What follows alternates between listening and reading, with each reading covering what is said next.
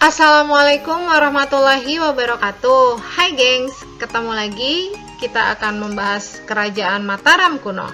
Kali ini coba kalian perhatikan ya, gambar di sebelah kiri itu kira-kira peninggalan dari mana ya? Candi apa ya? Nah, lalu yang di sebelah kanan, mungkin kalau yang di sebelah kanan semua pasti sudah tahu ya. Oke. Selalu ingat ya guys, ketika kita membahas mengenai kerajaan, maka konsep berpikir sejarahnya 5W1H harus selalu kita gunakan. W yang pertama adalah where. Letak kerajaan Mataram kuno pada awalnya berada di Jawa Tengah dan daerah istimewa Yogyakarta. Kemudian pada masa dinasti Isyana, Empu Sindok memindahkan wilayah Mataram kuno ke Jawa Timur. W yang kedua adalah who. Siapa pendiri Raja Mataram kuno? Kerajaan Mataram kuno terdiri dari dua dinasti. Yang pertama dinasti Shailendra. Dinasti Shailendra bercorak agama Buddha. Didirikan oleh Banu. Shailendra adalah dinasti yang diduga berasal dari daratan Indochina. Penerusnya yaitu Raja Indra menikahkan putranya yang bernama Samaratungga dengan putri Raja Sriwijaya yang bernama Dewi Tara. Jadi dinasti Shailendra Mataram kuno berbesan dengan kerajaan Sriwijaya. Yang kedua adalah dinasti Sanjaya, bercorak agama Hindu. Didirikan oleh Sanjaya yang merupakan putra dari Sanaha. Sanaha sendiri merupakan cucu Ratu Sima yang berasal dari Kalingga, dan Sanjaya juga keponakan dari Raja Sana. Sanjaya berarti merupakan penerus dari kerajaan Galuh yang berada di Jawa Barat dan juga penerus dari kerajaan Kalingga. Who berikutnya adalah Raja Masa Kejayaan. Kerajaan Mataram kuno mencapai puncak kejayaan pada masa pemerintahan Raja Dyah Balitung. Raja Dyah Balitung memimpin Mataram kuno sekitar tahun 900-an Masehi. Di masa pemerintahannya, daerah kekuasaan Mataram menjadi semakin luas, meliputi wilayah Jawa Tengah sampai Jawa Timur. W yang ketiga adalah when. Kapan pemerintahan Mataram kuno berlangsung?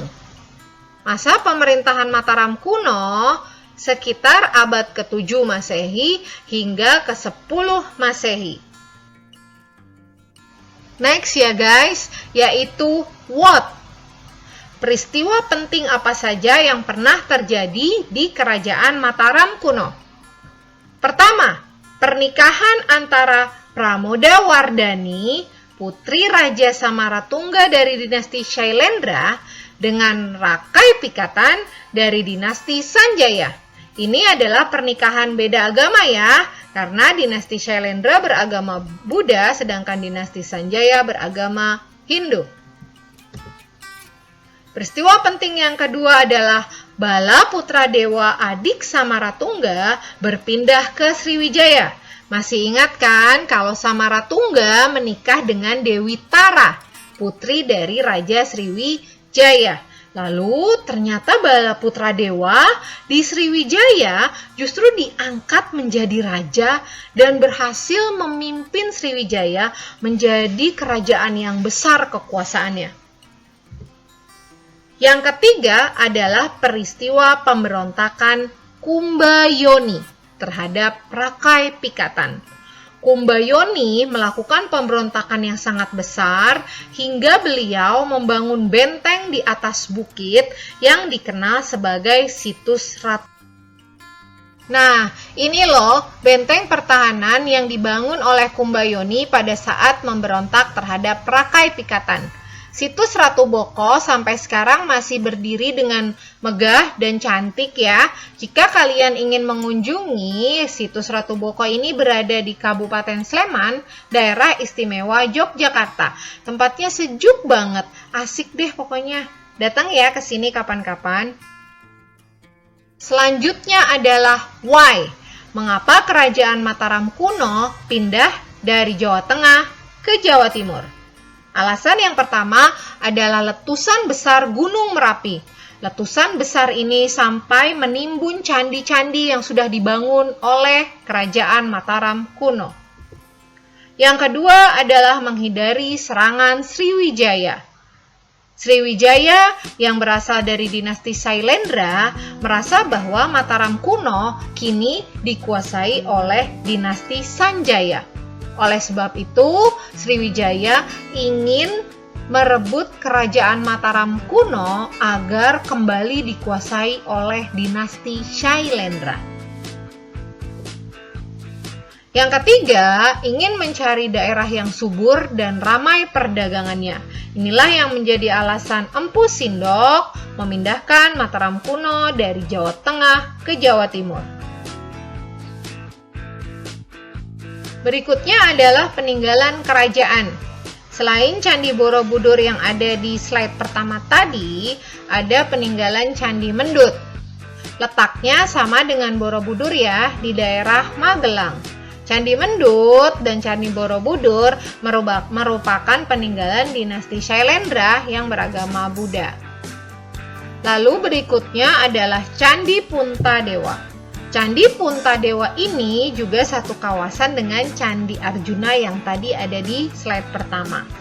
Berada di kawasan dataran tinggi Dieng, Banjarnegara, Jawa Tengah, dan merupakan peninggalan dinasti Sanjaya yang bercorak Hindu. Selain peninggalan berupa candi, ada pula peninggalan berupa prasasti. Salah satunya adalah prasasti Canggal, merupakan prasasti terakhir dari dinasti Sanjaya yang berisi tentang pembuatan lingga di desa Kunjara Kunja. Yang kedua adalah prasasti Mantiasih, berasal dari dinasti Sanjaya yang merupakan bukti sah bahwa Raja Balitung adalah Raja Mataram kuno.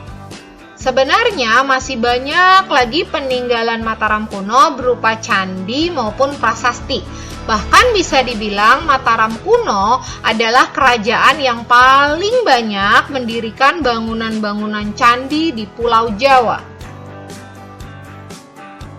Terakhir ya guys, yaitu how, bagaimana proses keruntuhan kerajaan Mataram kuno. Seperti yang tadi sudah kita bahas, Empu Sindok memindahkan kerajaan ke Jawa Timur pada tahun 928 dan mendirikan dinasti Isyana. Kemudian Empu Sindok wafat dan digantikan oleh penerus-penerusnya. Terakhir, Raja Airlangga merupakan raja yang paling akhir dari dinasti Isyana. Pada akhir masa pemerintahan Airlangga, beliau memiliki 2 putra. Untuk mencegah terjadinya perang saudara, maka kerajaan ini dibagi menjadi 2 untuk kedua putranya, menjadi Kerajaan Kediri dan Kerajaan Jenggala.